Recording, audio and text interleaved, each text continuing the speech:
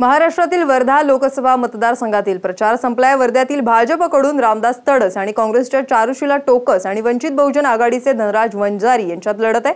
आमचे प्रतिनिधी सुरेंद्र रामटेके यांनी घेतलेला आढावा पाहूया। लोकसभेचा संग्राम सुरू झालाय। पहिल्या टप्प्यात वर्धा जिल्ह्याचा नंबर लागलाय।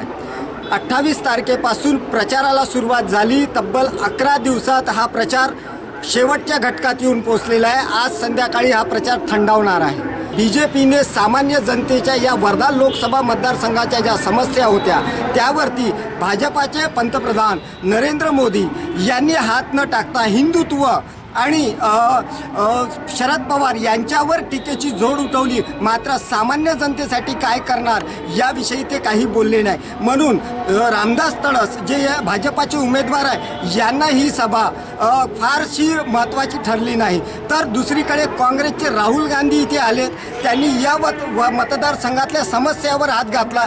लोकांच्या रोजगार, बेरोजगार आणि शेती समस्यावर हात घातला। त्या आश्वासनाचा परिणाम म्हणजे या मतदारसंघावर होतोय आणि काँग्रेसच्या ज्या उमेदवार आहेत चारुलता टोकस ही सभा त्यांना सरस ठरलेली आहे।